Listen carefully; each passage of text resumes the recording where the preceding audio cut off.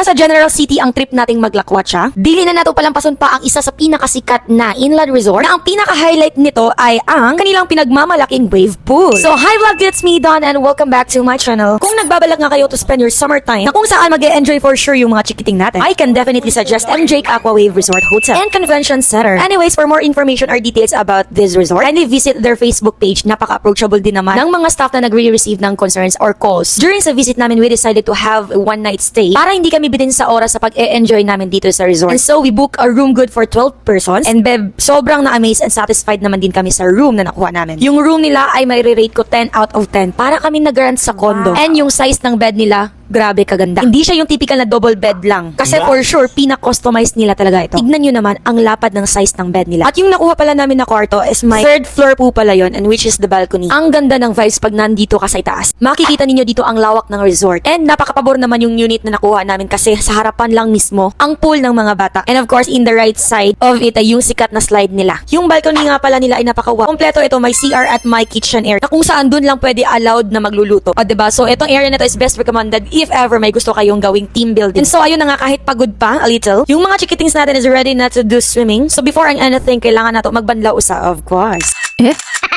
And for sure, the rest of this afternoon is they enjoyed a lot.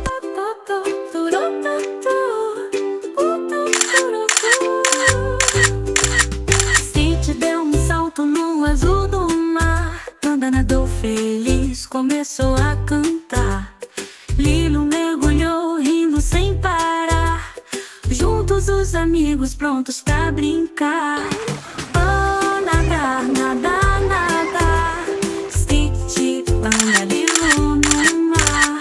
Splash, splash, vamos pular. As the night is fast approaching, makikita ninyo ang glowing ng resort na ito. By the way, tip ko nga pala, before I did my book, I did a little bit of research. We checked in and this time is on Saturday night. And every weekend, they have their DJ in the pool. So tamang-tama ang lugar na ito kasi hindi lang pang chikiting. Kasi pati na rin sa mga party people out there. What's nice in this resort is they have their paging system. Talagang malalaman ng lahat ng mga customers nila kung kailan mag-uumpisa ang DJ in the wave pool. Ang wave mismo sa wave pool, kung kailan nila uumpisa ang ipaandar ito. Talaga, the term is paandar. Anyways, basta yun na yun. And of course, yung giant slide nila. They have a certain time kung kailan lang pwede mag-slide doon kasi they have assigned personnel na nakabantay na doon sa giant slide nila. And so before tamukiat mubala sa syempre ang sa pamande mubala sa tagkaon. O diba? Kinahanglan na to og kusog before tamukiat. And so after that, wala na ipatumpik-tumpik pa. Tara na't mulublob na.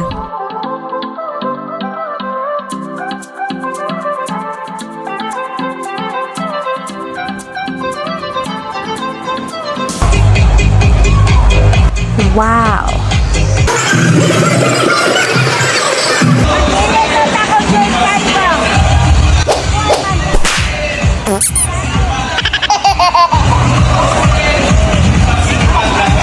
Wow!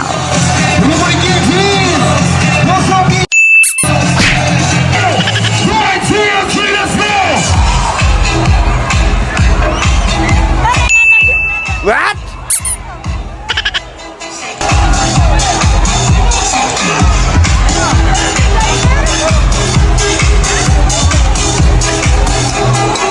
Siyempre, para ma-enjoy na to ang ginatawag ng wave pool. Dito na ta sa pinaka-thrill na part. Sa may tunga-tunga. Bisan o nagkulang sa height. Ay, lawan ng gihapon.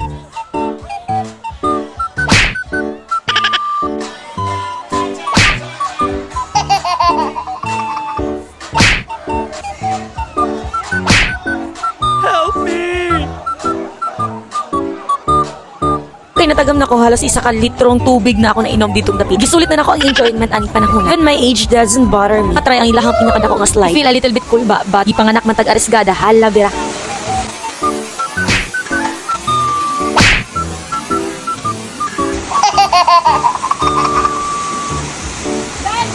Sayang lang jud kayo kay kani nga time wala ko na videohan. Og somehow nalobat ang amo ang hover. Nindot jud unta kayo makuha ang area view. And so wala na patumpik-tumpik pa nagsabot ng misa ko ang manghod kung musaka pa ba. But we were too late. Kay pa-close na ang slide so we tend to choose katong isang slide na lang.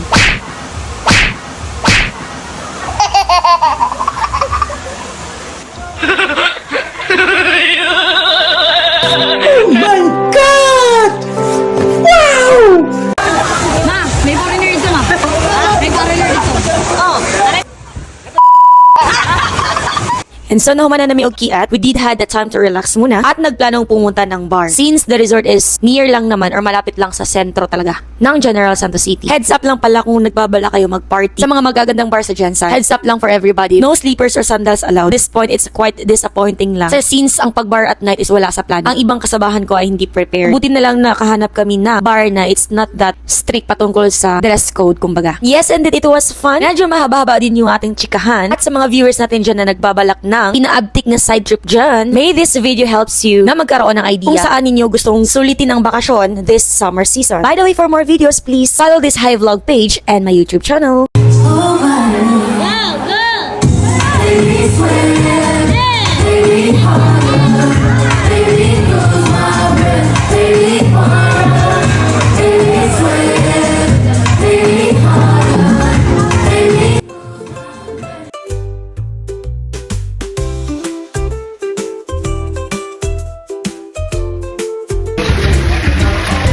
Okay.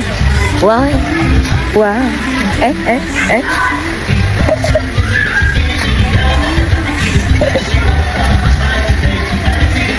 Morning exercise.